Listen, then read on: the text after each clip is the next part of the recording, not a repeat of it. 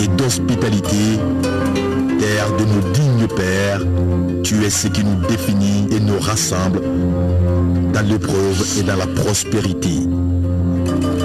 Comme un seul homme et pour un seul destin, nous ferons de toi, Mali, une terre de paix.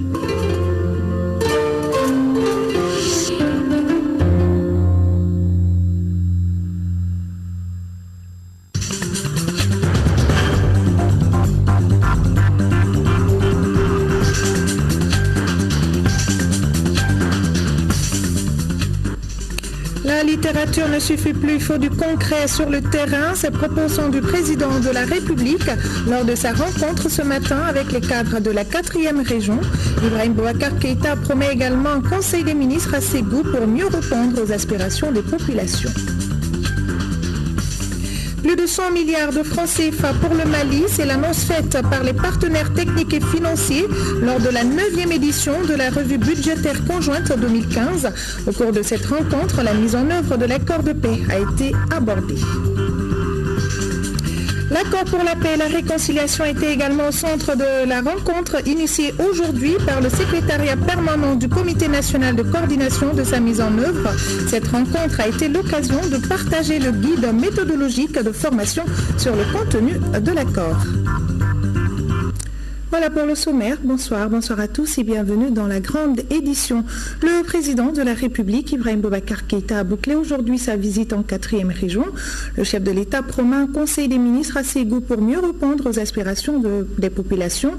L'annonce a été faite ce matin au cours de la rencontre avec les cadres de la 4e région, rencontre au cours de laquelle le président de la République a tiré un premier bilan de son séjour ségovien. Ibrahim Boubacar Keïta a annoncé que la littérature ne suffit plus. Il faut du concret sur le terrain. Le point avec Bourama Traoré. Bouquet final d'une visite qui aura tenu toutes les promesses. Le président de la République, Ibrahim Boubacar Keïta, rencontre les cadres de la région de Ségou. Premier mot du chef de l'État, reconnaissance et satisfaction. Vraiment, Ségou m'a conquis.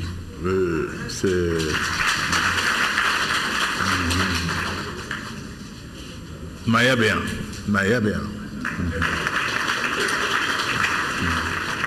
Boya bien, carrément bien. Et j'ai su, j'ai vu, j'ai compris. D'un constat présidentiel, les cadres de la 4e région abattent un travail fabuleux dans des conditions souvent très difficiles. Pour permettre à l'administration de mieux réussir ses missions de service public, l'engagement du chef de l'État reste intact. Votre ministre sait combien cela me tient à cœur, que vous soyez dans des conditions dignes des fonctions que vous occupez. Parce que pour moi, c'est là aussi la dignité de l'État. L'autorité de l'État va avec cela. Et l'État a besoin de panache, des esprits étriqués, vont dire, c'est une parole de bourgeois, je ne sais même pas ce que ça veut dire. Simple parole d'homme d'État qui sait l'État, qui sait l'État. L'État se respecte. Si celui qui sert l'État est dans un boui-boui, qui va le respecter? En revanche, le président de la République tient à un travail bien fait, surtout à la disponibilité des cadres pour mener à bien la politique de développement régional, d'où cette mise au point. Pas besoin que l'on me fasse la cour, que l'on soit près de moi, que l'on soit vu par moi tous les matins. Non, pas mon problème ça. Ce que le cadre fait pour le pays, je le vois, je le sens. C'est ce qui m'importe. Et ce cadre-là sera appelé, toujours appelé et de plus en plus appelé. Et au meilleur niveau. C'est mon intérêt. C'est mon intérêt, c'est l'intérêt du pays. Je l'ai dit, ma conception du pouvoir n'est pas du tout patrimoniale, néo-patrimoniale. Non, ce n'est pas ma chose. Pas du tout. C'est le service public de l'État. C'est servir ce pays-là de toutes mes forces, jusqu'à l'extrême limite. Avec vous, car sans vous, je ne pourrais rien faire. Et j'ai besoin de vous cadres pour que tout ce que nous pouvons imaginer, porteur de nature à rendre plus prospère ce peuple, ne peut l'être qu'au travers de vous. L'ensemble des constats que j'ai faits, des instructions que j'ai données en passant, seront formalisées au cours d'un conseil des ministres qui se tiendra à Ségou ici.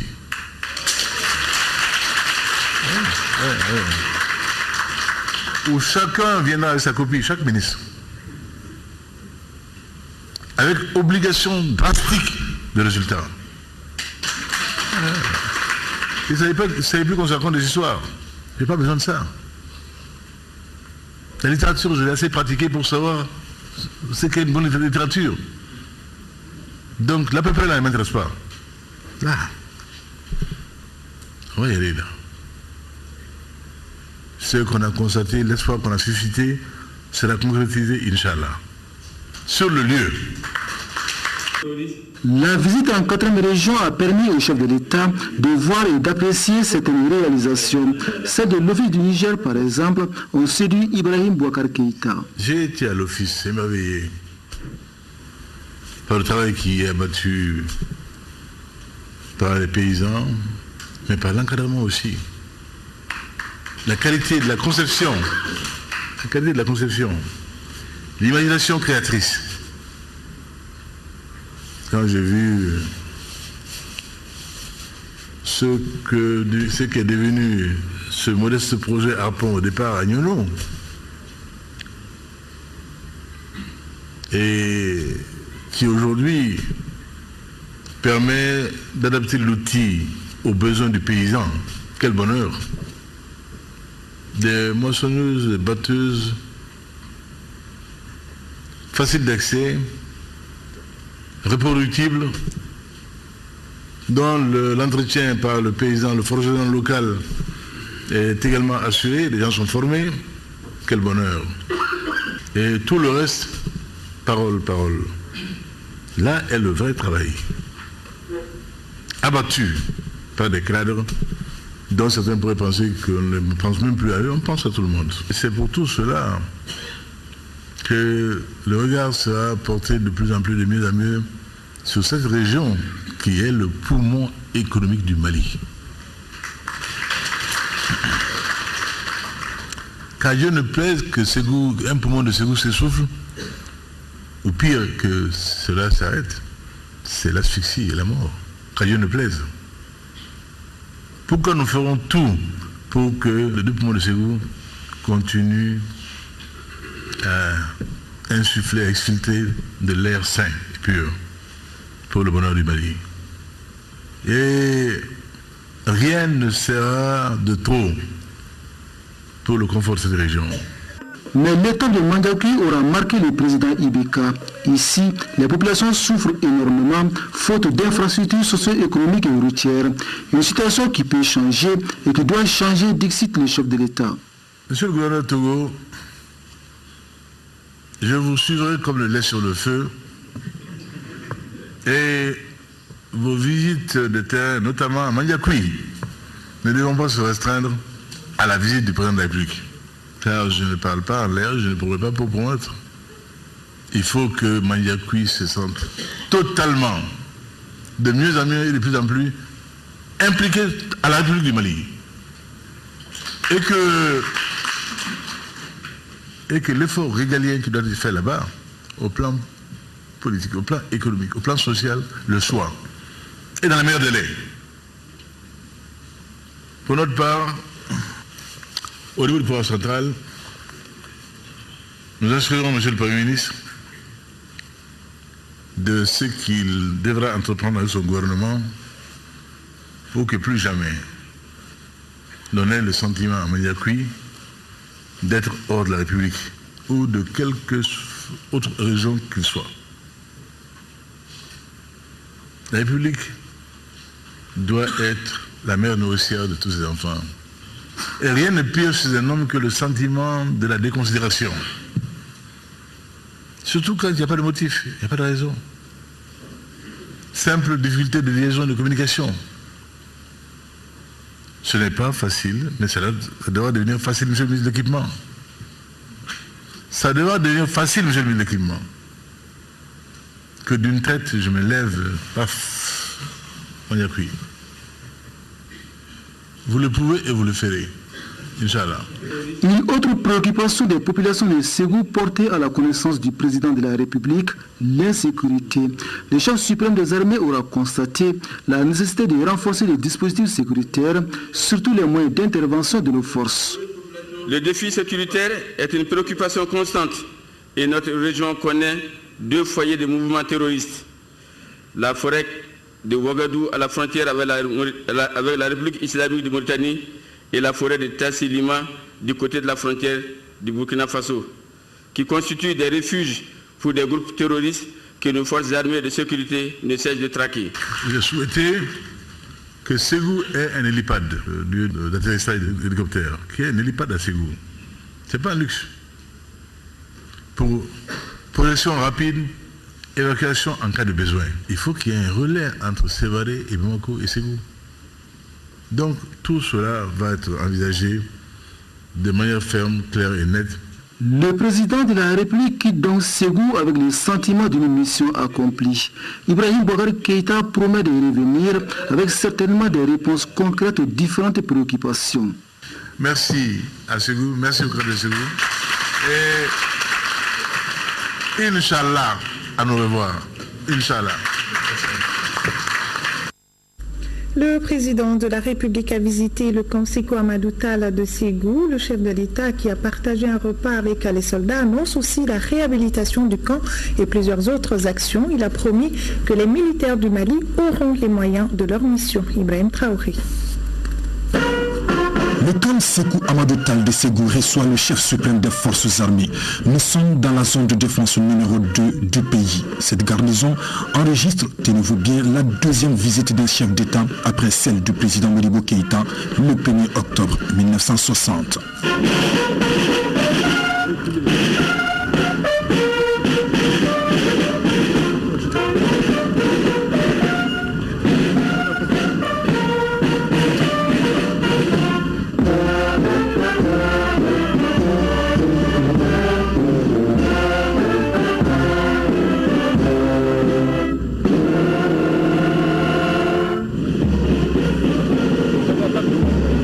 Cette caserne existe depuis 1891. L'historique du camp est expliqué au président de la République par le porte-parole du commandant de la 2e région militaire. Le colonel Salif Tchefi Sangaré dira ensuite que seule la fierté et la confiance animent ici les soldats. Autant nous sommes fiers de notre histoire, autant nous avons confiance à l'avenir de la zone de défense numéro 2. Une confiance qui s'appuie sur le travail accompli, sur votre haute clairvoyance. Elle est confortée par l'espoir que nous fondons sur la réalisation des réformes envisagées dans la loi d'orientation et de programmation militaire.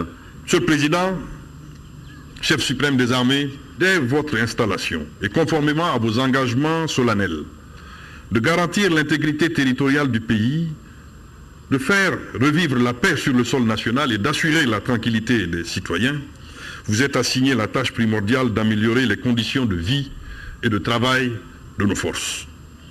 Ainsi, vous avez bien voulu promulguer la première loi d'orientation et de programmation militaire, qui est en cours d'exécution. Vous avez accepté d'accorder une indemnité compensatrice de logement, dont jouissent aujourd'hui l'ensemble des personnels ciblés. Vous avez autorisé l'amélioration de la grille indiciaire des personnels. À la faveur du Conseil de défense et du Conseil supérieur de défense et du comité restreint de défense, convoqués sous votre très haute présidence, les contrats d'acquisition de nouveaux types d'équipements terrestres et aériens ont été passés. Et la livraison de certains de ces matériels est attendue incessamment. Monsieur le Président, un soin particulier a été apporté à l'aspect vestimentaire des hommes que vous avez en face de vous. Pour terminer, le processus de recrutement par armée et service au titre de 2015 est également en cours. Autre temps fort de cet événement, la décoration dans 4 catégories d'une vingtaine de soldats. Ils reçoivent notamment la croix de la valeur militaire, la médaille de mérite militaire, la médaille des blessés et la médaille commémorative de campagne. Une reconnaissance saluée par le président de la République, engagé à redorer l'image de l'armée malienne. Hommes de la deuxième région militaire, salut à vous pour votre bravoure. Votre dévouement, sans faille. Votre chef est un chef. Pas un orateur à la petite semaine. Pas un verbeux. Mais quel homme sur le terrain. Colonel, je vous salue. Je crois que, et je sais que ce que je dis là, chaque militaire ici présent peut en témoigner. C'est ça le Mali, c'est de ça que nous avons besoin. Je veux dire également que j'aurai un soin particulier pour la vie des hommes, le sort des hommes. Monsieur le ministre, on a fait un effort sur la grille indiciaire, mais on va faire plus encore. Inch'Allah. Inch'Allah. L'armée et ses chefs méritent plus que ceux qu'on leur donne aujourd'hui comme miettes. Faisons des efforts dans tous les domaines. Les économies sont possibles dans des zones, dans des gaspillages de certaines zones qui ne sont pas utiles. Là, c'est utile. Là, ça sert le pays. Là, ça doit aller. Et là, ça ira. Cette visite dans ce camp militaire a permis également au président de la République de s'imprégner de la situation et du dispositif sécuritaire dans la zone de défense numéro 2. Ibrahim Boubacar Keïta a ensuite visité le jardin d'enfants où il a dénoncé les conditions précaires de la structure. Le chef de l'État a terminé sa visite par un repas de corps, un instant fabuleux pour lui d'être encore une fois en contact direct avec les soldats. Le président de la République, Ibrahim Boubacar Keïta, a procédé hier à la pose de la première pierre de la centrale solaire de Pelengana. La centrale, qui sera opérationnelle en 2016, coûtera 33 milliards de francs CFA. Elle va permettre de prendre en charge 5% de la consommation totale d'électricité au Mali. Condécila. Le Mali à l'heure du solaire. La pose de la première pierre de la centrale solaire de Pelengana par le président de la République, Ibrahim Boubacar Keïta, est une réponse face aux enjeux du changement climatique. Enjeu qui focalise l'attention du monde au sommet de la COP 21. La centrale solaire de Pelengana, qui sera opérationnelle en 2016, est un investissement de 33 milliards de francs CFA. C'est l'une des plus grandes centrales solaires de la sous-région. Elle est le fruit d'un partenariat public-privé. Sa mise en œuvre est assurée par 3 acteurs, Scatec Solaire, la Société financière internationale du groupe de la Banque mondiale et la Société Africa Power. La centrale solaire de Pelengana-Ségou, avec 33 MW, sera réalisée sur une superficie de 60 hectares, l'équivalent de 87 terrains de football, avec une possibilité d'extension jusqu'à 50 MW. Le nombre de panneaux solaires à installer ici à Pelengana, Monsieur le Président de la République, sera 130 000. Elle produira environ 60 GWh de l'électricité, soit environ 5% de la consommation énergétique du Mali. Côté climat, la centrale permettra de réduire les émissions de CO2 de 1 150 000 tonnes durant les 25 années de concession.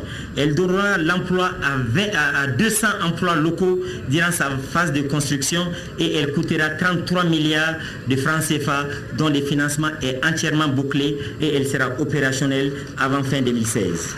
C'est une grande joie et une immense fierté que nous anime aujourd'hui, d'autant plus qu'à peine se sont éteints les lampions de la COP 21 à Paris, mon département, à travers cette cérémonie, concrétise la volonté et les engagements pris par le Mali au cours de cette rencontre planétaire. En effet, Excellence, Monsieur le Président de la République, dans votre discours devant vos pairs à Paris, vous avez indiqué que, je cite, « Sans énergie, rien de durable n'est possible et nous n'avons plus le choix. il faut aller vers les énergies renouvelables. En procédant à la pose de la première pierre de cette centrale solaire de 33 MW crête ici à Plengana, qui est aujourd'hui l'une des plus grosses centrales solaires de l'Afrique de l'Ouest, c'est le leadership de notre pays dans le domaine de l'énergie renouvelable que vous confirmez, Excellence, Monsieur le Président de la République. La centrale solaire constitue un espoir certain pour la commune rurale de Plengana et la région de Ségou. Cette commune qui amorce son essor avec l'installation des petites unités industrielles et le développement des activités agro-silvopastorales, une source d'énergie à base solaire ne peut que soutenir le développement de la localité. La cérémonie qui nous réunit cet après-midi de vendredi saint est devenue une coutume au Mali depuis votre accession à la magistrature suprême de notre pays. En effet, grâce à vos initiatives novatrices tendant à sortir la population malienne de l'obscurité, vous avez étendu votre générosité sur celle de la commune pour abriter la plus grande centrale solaire de l'Afrique de l'Ouest. Je suis une femme. Dieu sait tout ce que vous faites en faveur de cette couche de la population malienne. Personne n'ignore votre volonté, votre engagement en faveur de la promotion du genre féminin pour un développement endogène et réellement bénéfique pour tous les citoyens. Pour le président Ibrahim Boubacar Keïta, c'est un autre jalon du Mali de demain qui vient d'être posé. Un Mali soucieux de la sauvegarde de l'environnement. Ces projets d'énergie sont vitaux.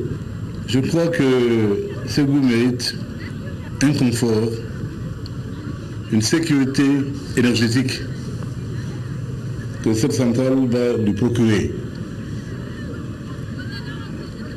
Il a été dit et rappelé ici que Ségou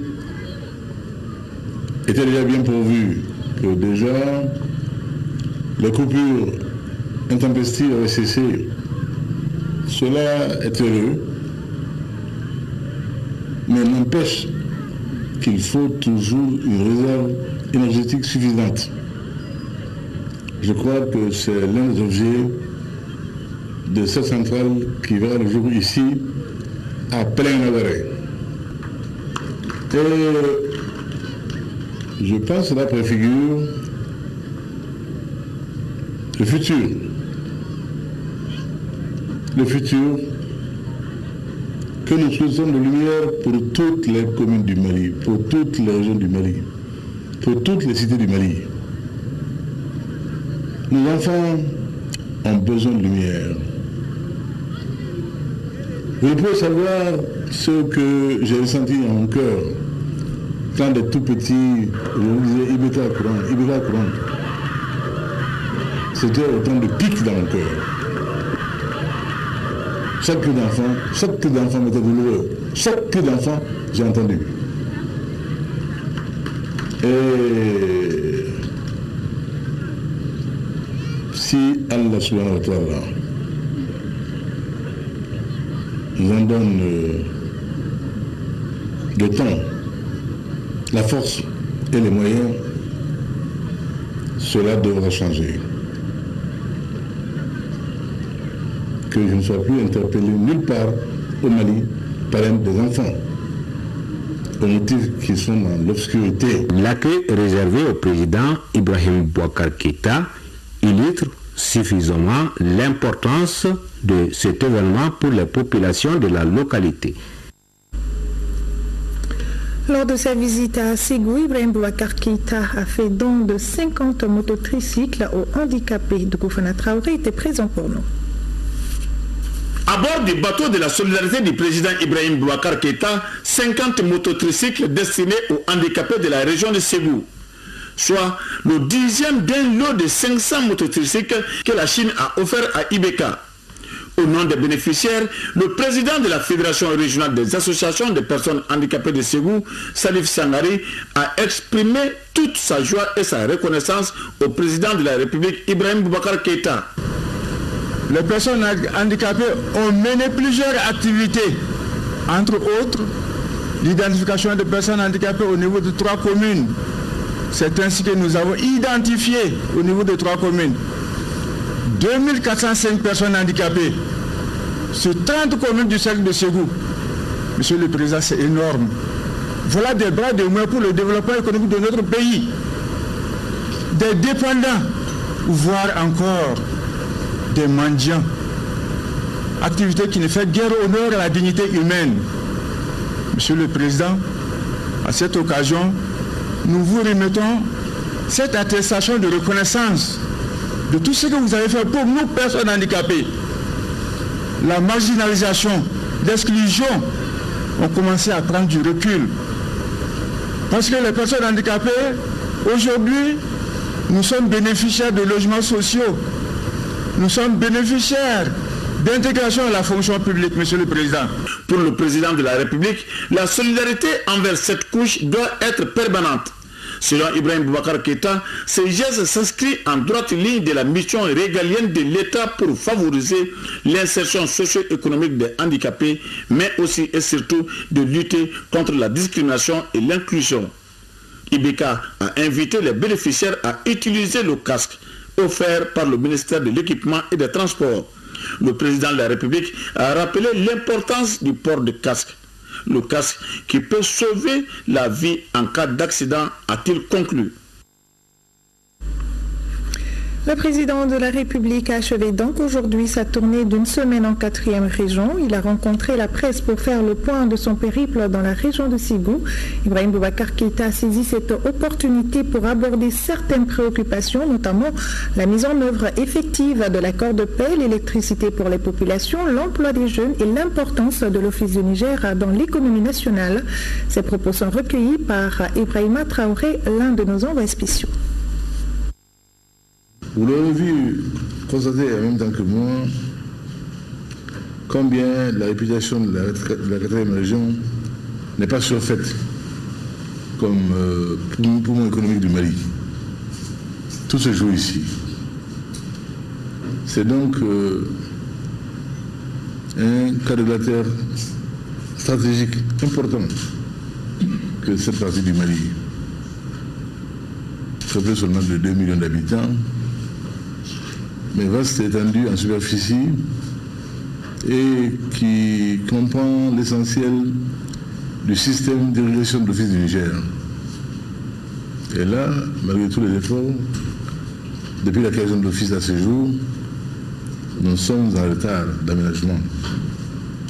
Quand on m'a dit que seulement 127 000 hectares, pour être très précis, avaient pu être aménagés à ce jour, j'avoue que j'étais un peu douché.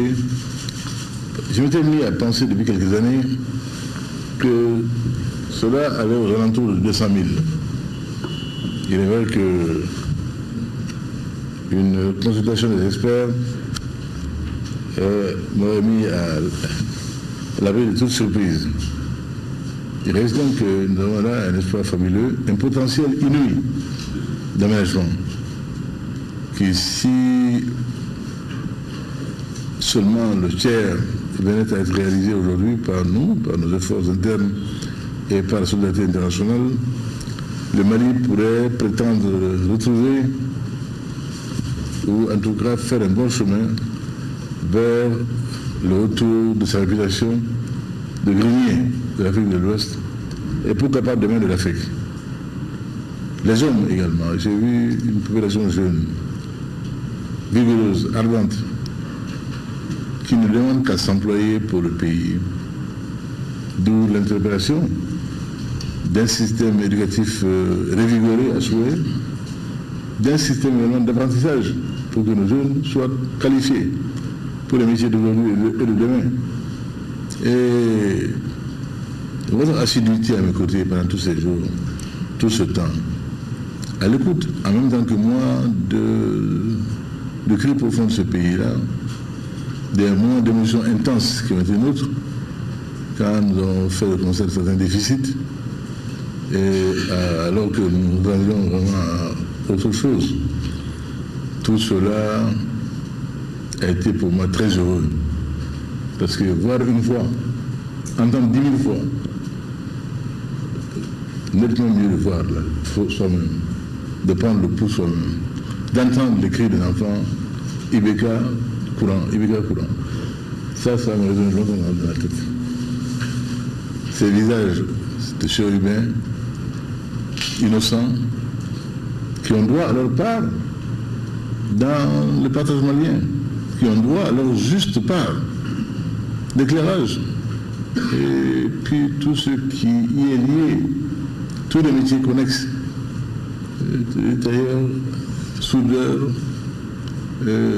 mécaniciens en diverses spécialités, tout cela a besoin d'énergie pour se faire.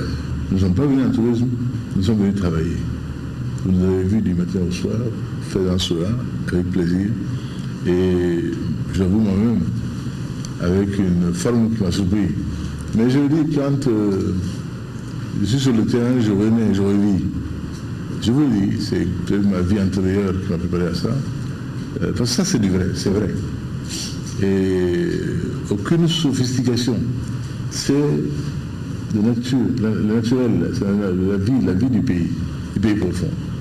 Et je me sens en communion avec ce pays-là, ce peuple-là, qui me le rend bien aussi.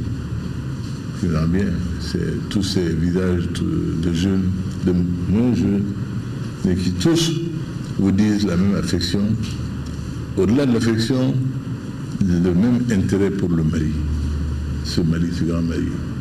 Le Malien aime le Mali, le Malien tient au Mali.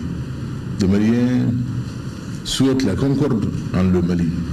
Souhaite que les Maliens vivent entre eux en frères, pas avec quelque haine que ce soit. Donc, on a voulu vraiment persuader ce pays-là, mais alhamdulillah, je crois que la raison a fini par se poser. Nous avons eu le bonheur de cet accord pour la paix et la réconciliation au Mali, qui n'est pas parfait, encore une fois. Je sais qu'il y en a qui s'égosillent pour dire qu'il y a ceci, il y a cela, bon. Non, on n'a rien lâché, on n'a rien vendu. Et ce qui doit être fait est en train d'être fait au rythme où cela doit être fait. On me dit, mais il veut qu'à parler, mais pourquoi il n'y a pas qu'il aille?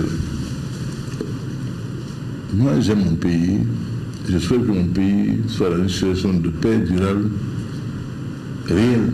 L'accord a prévu des étapes. Ces étapes seront rigoureusement respectées. Et aucune fanfaronnade politicienne ne me fera prendre mon avion pour débarquer à Kidal et créer un incident. Et c'est tellement plus facile que toute la même alliance va me protéger. Quelle gloire! Quelle gloire! Et amener ainsi éventuellement des enfants maliens à une tuerie entre Maliens, au lieu que je peux attendre tranquillement les effets de l'accord qu'on a signé nous-mêmes et qu'on attend, et qui va se déployer. Et l'armée malienne va progressivement se déployer dans tout le Mali également. C'est convenu, c'est acté. Mais ce n'est qu'une question de temps. La gestion d'un pays n'est pas une question de bravade. Et je crois que je n'ai pas le droit, là où moi je suis, où vous m'avez mis là, d'avoir ce genre de comportement irresponsable. L'accord suit son chemin et sa totalité sera réalisée, Inch'Allah, dans la paix et la concorde. Et chaque jour, la confiance sera renforcée entre les fils du Mali pour que notre pays vive la seule bataille qui convienne, la bataille du développement. Pour laquelle bataille du développement, nous avons des atouts certains, surtout avec votre noyau d'ici, qui est superbe, qui va permettre le décollage économique certain du Mali. Et vous pourrez suivre un magazine en bande-annonce sur la visite du président de la République Ibrahim Boubacar Keïta, étape de plat, après ce journal. Tenu ce matin à la primature de la 5e session du comité interministériel et deuxième du genre cette année. Il s'agit à travers cette réunion d'analyser et de suivre les évolutions dans le domaine de l'amélioration du climat des affaires. Autre point abordé, le plan stratégique et opérationnel pour la réforme du climat des affaires au Mali. La rencontre était présidée par le Premier ministre Modibo Keïta et le reportage est signé Mohamed Ould Mamouni. Le climat des affaires au Mali se remet peu à peu de la paralysie depuis les événements de 2012 et 2013. Aujourd'hui, il s'agit pour le gouvernement d'entreprendre des actions afin de redynamiser dans les meilleurs délais le secteur économique. La question est au centre de la 5e session du comité interministériel. On a passé en revue les recommandations de la dernière réunion du comité mixte État-secteur privé, mais également aussi nous avons examiné un document important qui est le plan stratégique et opérationnel pour la réforme du climat des affaires au Mali, qui est un document stratégique qui nous permet de nous projeter sur la période 2016-2018 et en activité et en action, pour voir qu'est-ce que nous pouvons faire pour que notre pays soit attrayant du point de vue de l'investissement, malgré la conjoncture actuelle, malgré tout ce qu'on peut avoir comme défis sécuritaires et autres, et qu'aujourd'hui nous puissions faire en sorte que l'investissement public, que ce soit remis pour satisfaire des besoins sociaux de base, mais promouvoir l'investissement privé pour la satisfaction justement des besoins en infrastructures et équipements que le pays peut avoir. Pour le Premier ministre Modibo Keïta, il faut aller vite et même très vite. C'est là pour que les Maliens puissent sentir l'impact des différentes mesures prises dans ce sens. La mise en œuvre du plan stratégique et opérationnel pour la réforme du climat des affaires au Mali s'inscrit dans ces cadres.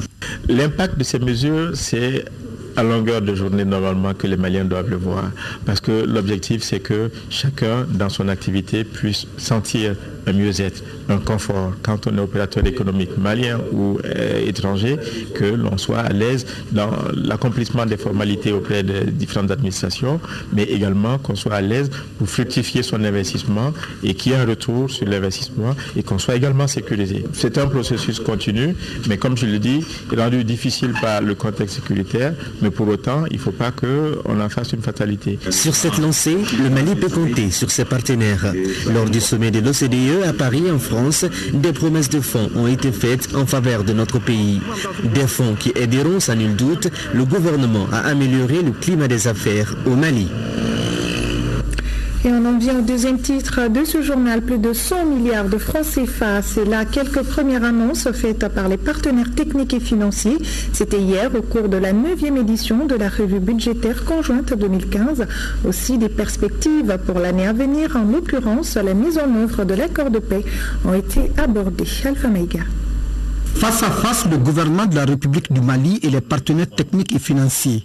Et c'est juste pour la session politique de la revue budgétaire conjointe 2015. Une année 2015 avec des avancées obtenues qui placent le pays devant un nouveau défi. Il s'agit en l'occurrence de la mise en œuvre de l'accord de paix, lequel implique un fort engagement de l'État, y compris un plan budgétaire. Le gouvernement peut être assuré que les partenaires techniques et financiers seront à ses côtés. Les pays et les organisations qui étaient prêtes ont déjà fait des premières annonces et ce sont ces dernières qui totalisent à peu près 88 milliards, mais il y a d'autres pays qui n'ont pas fini. Je rappelle qu'il y a pratiquement une dizaine de partenaires qui sont dans l'appui budgétaire général. Je suis heureux d'annoncer que pour ce qui concerne la Banque mondiale, nous avons eu une signature hier pour pratiquement une trentaine de milliards. L'Union européenne, les décaissements sont en cours pour un montant voisin. Et la Banque africaine de développement également a procédé à son décaissement de son appui budgétaire. Donc la dynamique de la mobilisation des ressources auprès des partenaires se poursuit et nous avons bon espoir que ces appuis vont bénéficier au plus grand nombre parce que nous allons financer des infrastructures et nous allons financer le bien-être social dans notre pays.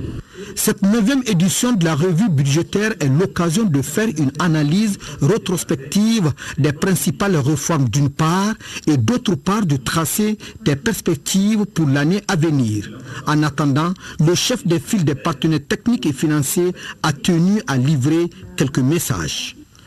Le premier message porte sur l'obtention de progrès dans le domaine de la gouvernance, prioritairement pour ce qui est de la bonne gestion des affaires publiques et la bonne gestion des finances publiques. Le second message porte sur l'identification des conditions de l'émergence économique du Mali, qui passe par l'obtention d'un niveau de croissance robuste et inclusif, permettant une réduction significative de la pauvreté qui constitue l'un des défis majeurs du développement du Mali.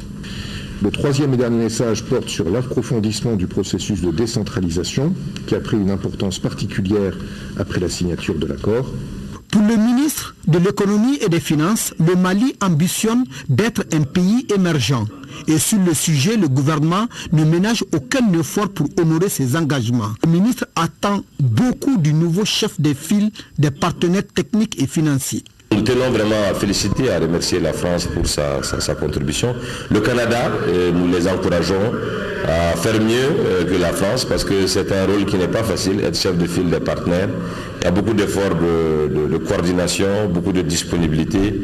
Nous allons faire ensemble pour que les défis qui profilent à l'horizon, qui sont consécutifs aux accords d'Alger, qui sont consécutifs aux documents stratégiques en cours de conception et d'élaboration par notre pays, que ces défis puissent être relevés. Quel que soit le poids des aides, elles ne sont qu'un appoint. Le Malien doit compter sur ses propres forces en payant ses impôts. Parlons chiffres encore, plus de 13 milliards de francs CFA, c'est le montant du nouveau programme de coopération qui a été validé hier par les experts maliens et espagnols au cours de la deuxième session de la commission mixte Mali-Espagne. Ce programme triennal couvre la période 2016-2018. Ces fonds seront investis dans la santé, la sécurité alimentaire et bien d'autres projets. Reportage d'Audacity Kidjara. Un nouveau programme de coopération pour booster le développement économique, social et culturel de notre pays a été validé. Il est estimé à plus de 13 milliards de francs CFA. C'est la décision prise par les experts espagnols et maliens au cours de la deuxième session de la commission mixte Mali-Espagne. Ce nouveau programme triennal est intitulé Cadre d'association pays 2016-2018.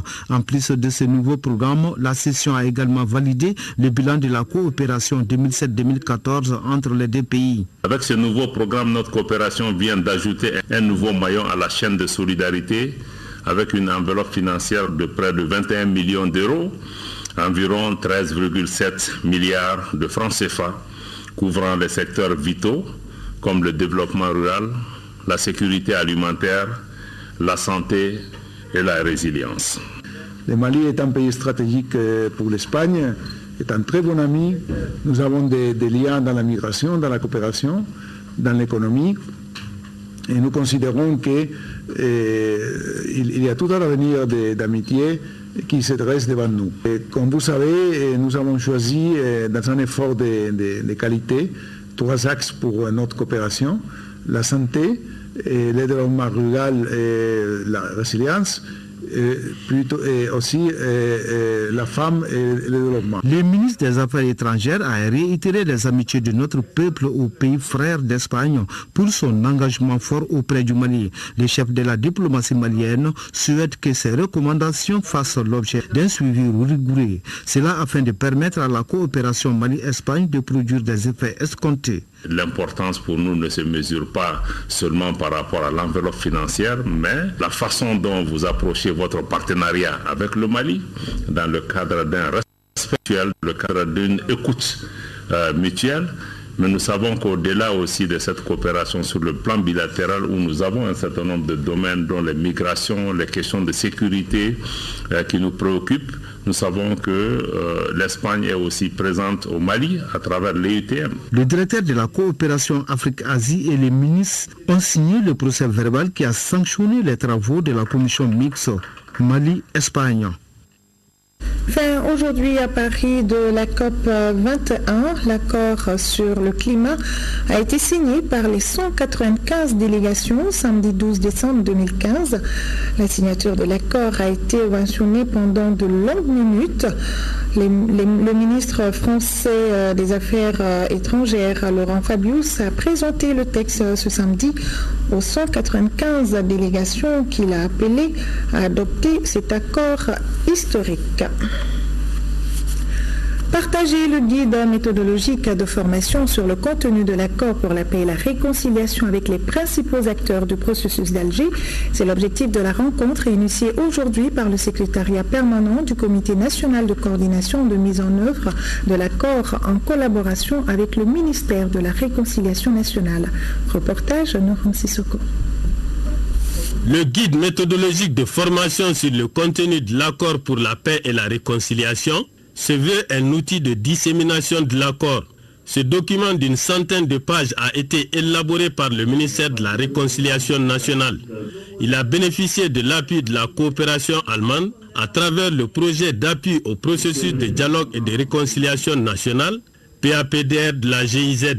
Ce guide doit permettre de faciliter la compréhension du contenu de l'accord à travers une démarche participative afin d'assurer une grande adhésion des citoyens. Le guide, en tant qu'instrument de formation, restera toujours provisoire pour la simple raison qu'un instrument de ce genre est appelé à évoluer, à se perfectionner avec la pratique. Cet ouvrage méthodologique, qui n'est pas une interprétation de l'accord, vise à donner l'information juste à la population. Pour les représentants de la plateforme et de la SEMA, tout ce qui participe de la mise en œuvre de l'accord doit être partagé. Jusqu'à preuve de contraire, les gens n'ont pas compris l'accord. Les gens n'ont pas eu la peine de lire l'accord. Alors, faire un guide comme ça, prendre article par article, même des petits bouquets, pour essayer d'être explicite sur les articles et de les expliquer clairement, ça donnera la participation de la population à accompagner l'accord. Il n'est jamais trop tard. On nous a donné un document conçu. On sait que maintenant, tout ce qu'on va y apporter ne modifiera pas ce qui est à la base. Mais nous allons essayer de nous prêter à l'exercice de les perfectionner. L'amélioration de ce guide par les parties prenantes sera un atout dans la mise en œuvre de l'accord selon le ministre de la Réconciliation nationale. C'est une œuvre humaine et aucune œuvre n'est parfaite. Et c'est pourquoi nous avions estimé qu'il était extrêmement important qu'avec ce guide méthodologique, on pourrait certainement au moins être d'accord sur le contenu de ce guide qui va faciliter maintenant la dissémination de l'accord. Cette journée d'échange a regroupé une quarantaine de participants venant du secrétariat permanent du Comité national de coordination de mise en œuvre de l'accord, du ministère de la Réconciliation nationale, de la SEMA ainsi que de la plateforme. Le Centre international de conférence de Bamako, CICB, a tenu hier la 16e session de son conseil d'administration. Le conseil a adopté le nouveau budget de l'établissement qui s'élève à plus d'1,5 milliard de francs CFA. Compte rendu, Modibo Soirée. C'est dans la salle Fodé Kouyaté du Centre international de conférence de Bamako, CICB, que les administrateurs se sont donné rendez-vous pour cette 16e session ordinaire de son conseil. Ce haut lieu de rencontre nationale et internationale est aujourd'hui plus que jamais sollicité pour abriter de grands événements. J'en veux pour preuve le nombre relatif croissant des activités aujourd'hui, et à savoir la signature de la paix qui a été fait chez nous au CICB, et le sommet des chefs d'État et des gouvernements du SILS, et nous avons habilité l'EID. Autant de défis qui nécessitent justement des mesures sécuritaires dans un contexte particulier pour le pays et pour la culture dans toutes ses composantes. Le CICB étant notre vitrine, nous avons pris des mesures sécuritaires que les gens peut-être ne vont pas comprendre, mais nous demandons au moins qu'ils comprennent au moins le CICB dans ses mesures sécuritaires.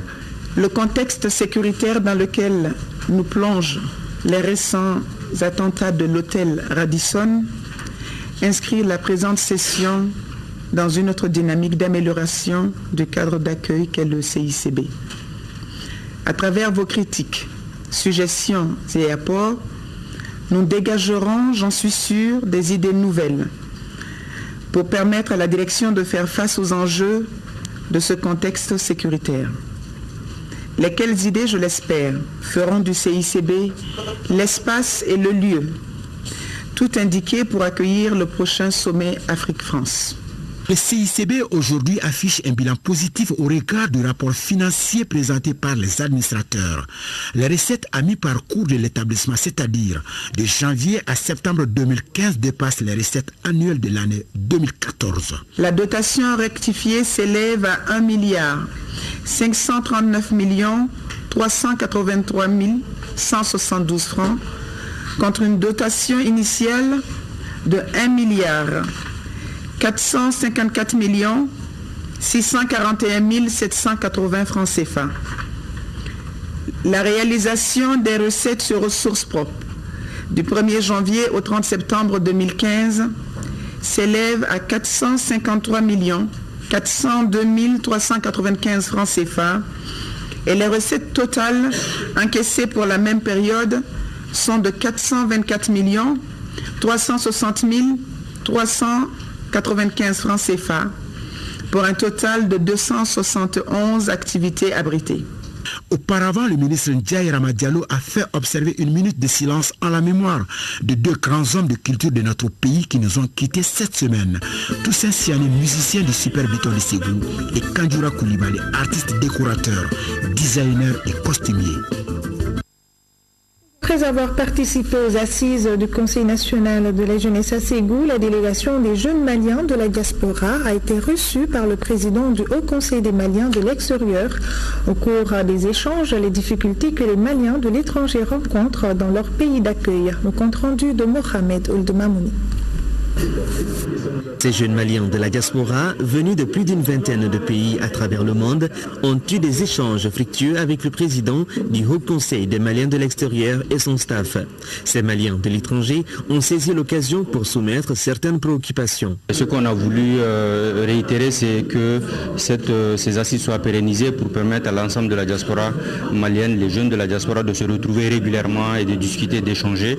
Et ce n'est que comme ça que nous pouvons contribuer de façon efficace au développement du Mali. Ces jeunes de la diaspora ont trouvé une oreille attentive aux différentes préoccupations soulignées. Cette jeunesse est un trésor immense auquel je pense que tout le monde doit essayer de profiter.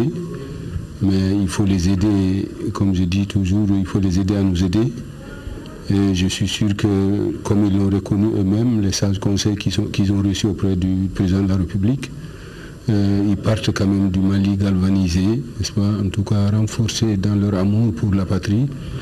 Et nous avons tous compris qu'on ne peut pas avoir mieux que notre pays d'origine. C'est-à-dire, c'est de faire en sorte que tous les Maliens regardent dans la même direction pour que dans un proche avenir, on puisse apporter notre contribution effective au développement économique, social, même culturel de notre pays. C'est extrêmement important. Certains de ces jeunes Maliens viennent de l'Autriche, de l'Arabie Saoudite et même de certains pays de l'Asie. Et ce communiqué, le ministre des Affaires religieuses et du culte informe la communauté musulmane sur la foi. Les déclarations de plusieurs fidèles musulmans au cercle de Nyono, Bougouni, Abeibara, Kaikutiala, Koulikoro, que le croissant lunaire Rabiul Awal ou Dombakalo a été aperçu dans ces localités ce samedi 12 décembre 2015. En conséquence, le mois lunaire débute le dimanche 13 décembre 2015. Le Mawlud naissance est fixé au jeudi 24 décembre 2015. Le baptême est fixé au mercredi 30 décembre 2015 sur l'ensemble du territoire national. Lancement ce vendredi dans la Cité des Rails de la première édition de la foire agricole. Pendant 4 jours, plus de 100 exposants venus du Mali et du Sénégal vont nouer des relations d'affaires en matière de commercialisation de nos produits du secteur primaire. Il s'agit de l'agriculture et de l'élevage. Depuis Kaïma Hamadi Aloubari. C'est parti pour la première édition de la foire agricole Fokai 2015, 4 jours durant. Plus de 100 exposants venus de l'intérieur comme de l'extérieur du Mali vont échanger sur les produits du secteur primaire dans toutes ses composantes. Il y a une identité de CAI par rapport à l'agriculture et cette identité s'appuie sur les produits forestiers non ligneux, notamment la gomme arabique, notamment le zira et d'autres produits, et également l'élevage. Cette foire agricole de CAI donne l'occasion aussi au public de voir les produits d'ici et d'ailleurs afin d'assurer une meilleure coordination dans leur commercialisation. Le conseil régional de CAI soutient et soutiendra avec constance et conviction le secteur de l'agriculture, deuxième source de revenus après l'or dans notre région. Pour ce faire, les aménagements de surface, l'appui aux organisations professionnelles et le soutien à l'agriculture familiale se poursuivront. L'occasion pour le tout nouveau gouverneur de région d'exhorter la population à consommer local, seul gaz pour donner de la valeur au travail de nos braves paysans. Très satisfait de la visite parce que je n'ai jamais soupçonné que nos agriculteurs, pour nos sémenciers, maîtrisent une telle technologie. J'étais émerveillé de constater que les femmes sont beaucoup impliquées dans l'exploitation agricole. Elles sont impliquées dans la transformation. Et donc ça, c'est des éléments très encourageants parce que c'est avec ça qu'à partir de nos propres produits, on va y ajouter de la valeur. La coupure du ruban symbolique et la visite des stands par les autorités administratives et politiques de la première région ont été un autre temps fort de l'ouverture de cette foire agricole. En deuxième région, dans le cadre de son projet de résilience, World Vision contribue au développement des communautés de Banan, village situé à 60 km de Kolokani. L'ONG vient de mettre à la disposition des populations un mini-barrage de 85 mètres de long, un réservoir d'eau, un périmètre maraîcher avec 15 puits, entre autres, pour une valeur de plus de 12 millions de francs CFA. Reportage Combat Sissi. Le programme de résilience de World Vision de Kolokani profite bien aux populations du village de Bana dans la commune de Massantola. Il a permis de mettre à la disposition des bénéficiaires un mini-barrage de 85 mètres de long, un périmètre maraîcher de 2,4 hectares avec 15 puits, un étang piscicole de 210 mètres cubes, environ 63 tonnes de vivres et plus de 12 millions de francs CFA. Ces micro-barrages à double fonction, retenir l'eau et faciliter la traversée du ravin sous forme de ponts. Construit grâce à l'engagement très significatif de la communauté. À l'image de ce village, le projet s'étend sur 20 villages dans 10 communes du cercle de Kolokani, Sa et Tomiyan, dans les régions de Kouloukoro et Ségou. Pour le représentant du directeur de World Vision Mali, l'adaptation au changement climatique reste un défi à relever. Les conséquences de ce changement climatique sont entre autres la réduction et la perturbation du régime des pluies, la diminution des eaux de surface et de la nappe phréatique et enfin la détérioration des conditions de vie des communautés rurales. Les activités réalisées par le projet Abana ont été financées par l'Union européenne à travers le programme alimentaire mondial PAM. C'est au travers de la création d'actifs tels que ceux-ci que le programme alimentaire mondial contribue au renforcement des moyens d'existence. C'est en multipliant les initiatives de ce genre et en les développant que vous parviendrez à résister aux chocs et aux moments difficiles qui vous guettent. Ce projet est une aubaine pour les autorités communales de Massantola. La population elle-même s'est engagée dans le renforcement des capacités de résilience face aux chocs d'insécurité alimentaire et la réduction de l'exode rural des jeunes. Vous l'aurez compris, les 12 millions de francs CFA ont été également remis aux populations. À Sikasso, la commission Vérité, Justice et Réconciliation vient d'organiser une journée d'information et d'échange sur la structure, son mandat, sa stratégie de vision et recueillir des contributions. Compte rendu, c'est Koukonati. En arrivant ce jeudi à Sikasso, la délégation de la commission Vérité, Justice et Réconciliation voulait dévoiler aux acteurs de la 3e région les grandes orientations de la structure. Son mandat, sa stratégie de vision, mais aussi recueillir des contributions et suggestions. C'est de pouvoir faire comprendre au peuple malien tout entier que cette commission a un mandat et une mission très spécifique. Et que cette mission, cette commission doit s'appuyer sur les populations, sur l'ensemble des Maliens, jeunes, femmes et vieux, pour pouvoir réussir la mission. Nous nous intéressons justement à tout ce qu'a laissé cette crise par rapport aux violations des droits de l'homme, par rapport également aux victimes qui sont de plusieurs ordres, qui se trouvent à tous les niveaux. L'occasion était donc bonne pour les commissaires de partager avec les acteurs régionaux les stratégies de la CVJR pour une meilleure compréhension et une adhésion à la démarche qui vise à recoudre le tissu national fortement entamé par la crise que notre pays vient de connaître. Et cela par l'établissement de la justice pour réconcilier les cœurs et les esprits. Nous demandons aux jeunes femmes de s'impliquer pour rechercher les victimes, pour voir là où il y a les violations, nous l'indiquer, et puis nous faire même des propositions, nous accompagnant dans la réussite de cette mission. Une journée pleine d'enseignements qui aura permis d'éclairer la lanterne des acteurs de la 3e région qui auront montré un vif intérêt par les nombreuses questions et contributions pour la construction d'une paix définitive. L'ambassadeur extraordinaire et plénipotentiaire de la République du Mali auprès de la République du Kenya avec résidence à Addis Abeba, son Excellence Fabre Camara, a présenté le 8 décembre 2015 ses lettres de créance au président de la République du Kenya, son Excellence M. Uhuru Kenyatta. Au cours de l'entretien qui a suivi, les deux personnalités ont salué les excellentes relations politiques existantes entre le Mali et le Kenya et souligné la nécessité de les renforcer dans les domaines économiques, scientifiques, techniques, culturels et touristiques. Abordant la situation au Mali, son Excellence Fabre Camara a informé le président de la République du Kenya de l'évolution positive du processus de paix et des progrès importants réalisés sur la voie de la paix depuis la signature de l'accord pour la paix et la réconciliation au Mali, issu du processus d'Alger. Il a ensuite évoqué la question du terrorisme et de l'intégrisme violent qui constituent des menaces pour la paix et la stabilité en Afrique. Le président kenyan a présenté ses condoléances au peuple et au gouvernement du Mali suite à l'attaque terroriste perpétrée le 20 novembre 2015 contre l'hôtel Radisson Blu de Bamako. À cet effet, il a réitéré l'engagement et la détermination de son pays aux côtés des autres États à combattre et vaincre le terrorisme sous toutes ses formes. En marge de la présentation de ces lettres de créance, l'ambassadeur Camara a eu des séances de travail avec Mme Barbara Magora, consul honoraire du Mali à Nairobi, et des représentants de la communauté malienne au Kenya. L'Agence nationale de sécurité routière à Nazer vient de procéder à son lancement officiel de la 12e édition de la Semaine nationale de la sécurité routière.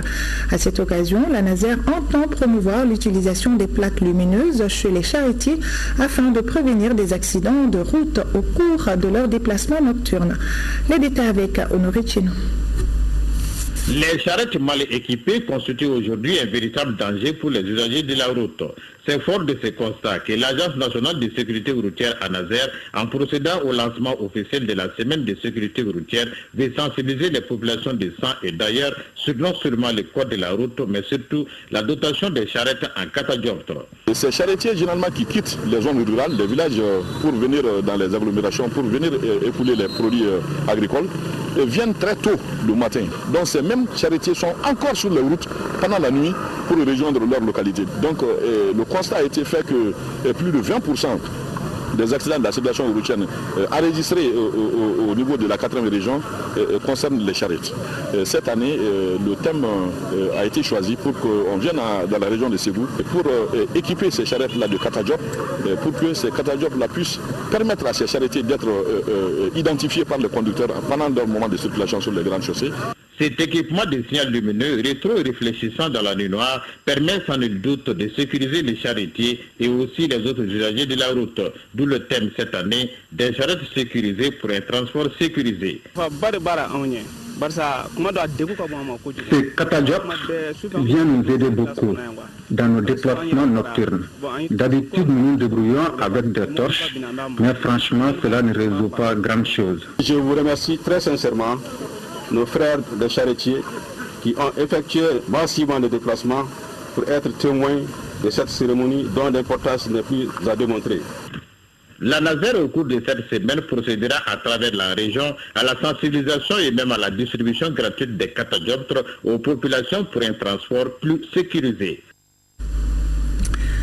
5,5 milliards de francs CFA, dont 1,2 milliard pour le renforcement du contrôle citoyen. C'est le coût du programme Partenariat pour l'exercice d'une gouvernance appropriée. Un programme lancé au gouvernorat de Mopti. Il est financé par la coopération suisse. Reportage à Moustapha Doumbia. Le programme Partenariat pour l'exercice d'une gouvernance appropriée contribue à la mise en œuvre de la régionalisation dans la préservation de l'unité nationale et de l'intégrité territoriale du Mali. Il intervient dans les régions de Mopti, Sikasso, Tombouctou et fait suite à des initiatives d'appui à la gouvernance dans les cercles de Koutiala, Sikasso ainsi que certains cercles des régions de Mopti et Tombouctou. Le coût global du programme est de 5,5 milliards de francs CFA financé par la coopération suisse. La Suisse poursuit son appui au gouvernement du Mali dans la promotion d'une gouvernance plus inclusive, mettant les citoyens au cœur des dynamiques de développement local. Les expériences d'appui au développement territorial à Sikasso et à Koutiala confirment bien la nécessité de renforcer les capacités des acteurs et d'assurer les équilibres entre les territoires. Le programme Partenariat pour l'exercice d'une gouvernance appropriée est mis en œuvre à travers le volet développement économique régional et celui du renforcement du contrôle citoyen. Ce dernier est exécuté par Oxfam et ses partenaires pour une enveloppe d'environ 1,2 milliard de francs CFA. Oxfam va mettre en œuvre ce volet société civile qui consistera principalement à renforcer les organisations de la société civile. Le programme devra permettre au renforcement des collectivités territoriales couvertes, la société civile ainsi que les autorités traditionnelles afin qu'elles puissent se positionner en force de proposition et d'interpellation des pouvoirs publics. Le programme Partenariat pour l'exercice d'une gouvernance appropriée s'étend sur la période 2015-2018.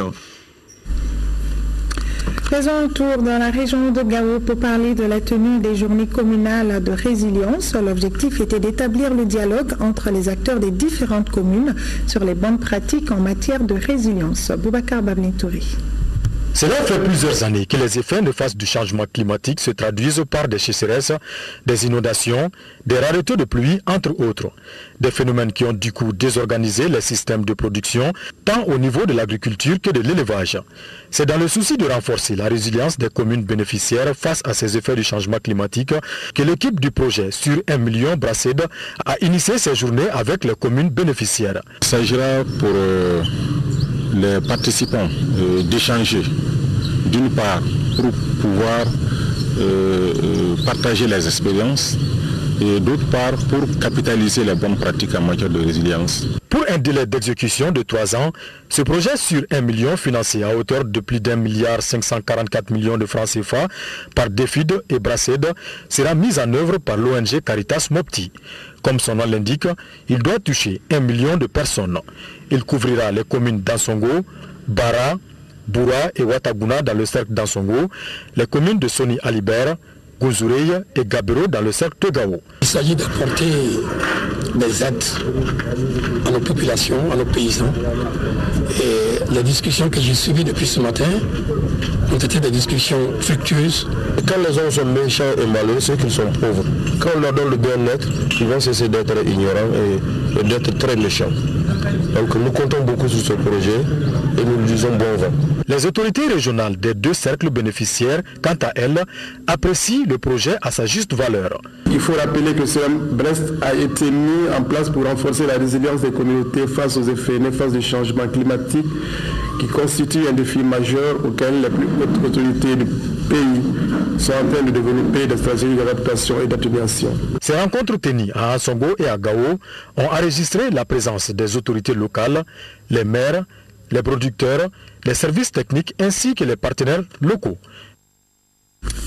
Près de 10 millions de francs CFA décernés aux équipements à impact rapide pour le cercle de Tombouctou. C'est une donation du PNUD dans le cadre de son projet Restauration de l'autorité de l'État et accès à la justice au nord du Mali. 4 associations du cercle ont bénéficié de cet appui afin de relancer les activités génératrices de revenus. Yaya Tondina. Au total, 4 associations féminines du cercle de Tombouctou ont bénéficié de ces équipements pour les projets à impact rapide. Cette donation du programme des Nations Unies pour le développement vise à améliorer les conditions de vie des femmes, mais aussi contribuer à la relance des activités génératrices de revenus.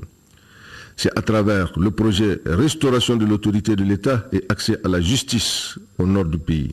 La remise de matériel et d'équipement d'une valeur de 9 950 000 francs CFA s'inscrit dans le cadre du projet Restauration de l'autorité de l'État et accès à la justice dans la région du nord du Mali. Ce projet a pour objet de favoriser le relèvement des régions durement touchées par la crise, par la fonction essentielle de l'État. Nous vous donnons l'assurance d'une gestion saine sera faite et nous demanderons un suivi régulier des activités. Ce premier appui nous permet de décoller, j'en suis convaincu. Ces équipements composés de machines, des échalotes, du blé et un troupeau de bovins.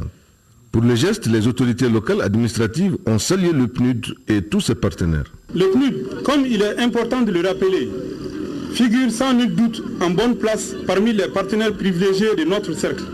J'allais dire de l'ensemble de la région en raison de la pertinence et de la qualité de ses interventions pour le moins multiples et diverses. Lancement hier de la 4e édition du festival Carrefour de Mode. Carrefour de Mode est une rencontre annuelle qui veut promouvoir le textile malien et les pagnes tissées dans toutes leurs dimensions. Cette 4e édition fait un clin d'œil particulier aux femmes tisserandes de Ségou. Makanfin Konati. Valoriser le coton et le textile malien sont entre autres les objectifs de cette rencontre annuelle autour de la mode. Pour sa 4e édition, Carrefour de la mode met à l'honneur le pagne tissé. Pour le lancement officiel, 3 jeunes créateurs ont rivalisé de talent, d'inventivité, une manière d'inciter les Maliennes et les Maliens à s'habiller localement. L'idée même c'est de valoriser l'artisanat malien. Pousser un peu les Maliens à consommer malien, utiliser nos produits locaux du Mali. La particularité de cette 4e édition, on a fait venir les femmes artisanes de Ségou qui vont montrer aux gens ce que c'est que vraiment le pain tissé. Le parrain de la 4e édition, lui-même promoteur d'un festival, estime que le secteur du textile malien regorge d'énormes potentialités de création de revenus pour les ménages, surtout pour les artisanes. Si la jeunesse du Mali, nos autorités, les secteurs privés, tout le monde prenait conscience de s'habiller avec le pain tissé, d'investir dans les produits locaux, dans la transformation de notre coton malien, ceci allait considérablement augmenter nos recettes et les revenus, non seulement du pays, mais on allait le sentir au niveau du panier de la ménagère. Au menu de cette 4e édition, il y aura des ateliers sur le tissage, des conférences débats sur la place des industries créatives dans l'économie de l'Afrique de l'Ouest de demain et surtout beaucoup de défilés des jeunes créateurs maliens. Une nouvelle publication dans vos librairies désormais, Les mamelles à vendre, c'est l'intitulé du roman que viennent de publier Anaïs Sagara et Amadou Lougué, 2 professeurs d'enseignement secondaire malien. C'est un roman de 195 pages qui retrace le parcours de 2 adolescents partagés entre le poids de la tradition et la modernité. Un coup d'essai à lire absolument. Sport football, le Nigeria a remporté ce soir le trophée de la 2e édition de la Coupe d'Afrique des Nations des moins de 23 ans. En finale, le Nigeria a battu l'Algérie par 2-1. En petite finale, l'Afrique du Sud a gagné devant le Sénégal, pays organisateur 3-1 au tir au but. Les 2 pays étaient à égalité, 0 but partout après le temps réglementaire. À noter que le Nigeria, l'Algérie et l'Afrique du Sud représenteront le continent aux Jeux olympiques Rio 2016. Le monde des artistes en deuil. L'artiste, musicien, chanteur du Superbiton de Ségou, Toussaint Siané, est décédé ce mercredi 9 décembre à Ségou à l'âge de 64 ans. Les obsèques ont eu lieu ce samedi à la cathédrale Saint-Joseph de Ségou. C'était en présence du secrétaire général du ministère de la Culture, de l'Artisanat et du Tourisme, ainsi que de nombreux parents, amis et collaborateurs du défunt. Reportage Honoré Tienou. Toussaint Siané s'est éteint le 9 décembre à l'hôpital Nyanangoro Fomba de Ségou. Né le 31 octobre 1951, l'homme était artiste, musicien, chanteur de l'orchestre Superbiton de Ségou. Très tôt lancé dans la musique, Toussaint Siané ne jurait que par la mélodie. Et c'est une symphonie à l'unisson qui l'accompagne à sa dernière demeure. Ils étaient là, parents, amis et collaborateurs de l'illustre disparu. Le Python, il était le pivot même. Si je peux dire, le pivot Il était discipliné, poli, il respectait tout le monde, vraiment. On le connaît comme flûtiste, c'est celui qui siffle avec la bouteille. Ça, c'est du jamais vu au Mali. J'ai tout partagé avec Toussaint, nos épousailles. Et aujourd'hui, il n'est pas là, c'est moi qui participe à ces funérailles. Je rends grâce à Dieu. Je rends grâce à Dieu. Et je voudrais formuler mes condoléances les plus attristées et mes vœux les plus sincères. Toute ma sympathie à sa famille, à ses enfants.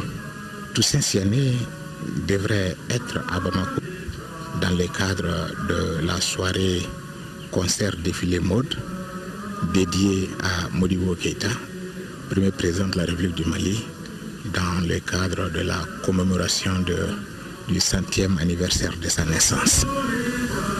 Son destin s'est accompli et il n'a pas pu être à cette soirée. Au nom de Madame le ministre de la Culture, de l'Artisanat et du Tourisme, et avec les personnes qui m'ont accompagné, nous sommes venus rendre les derniers hommages du ministère de la Culture à feu Toussaint Siané. Toussaint Siané repose désormais au cimetière de la cathédrale Saint-Joseph de Ségou en laissant derrière lui 13 enfants inconsolables. Dors en paix, Toussaint. Que son âme repose en paix. Amen. C'est la fin de cette édition. Merci à vous de l'avoir suivi. Demain 13h, retrouvez Aïssata Ibrahim Maïga et moi je serai là pour le 20h. Vous aussi, je l'espère. Bonne soirée à tous.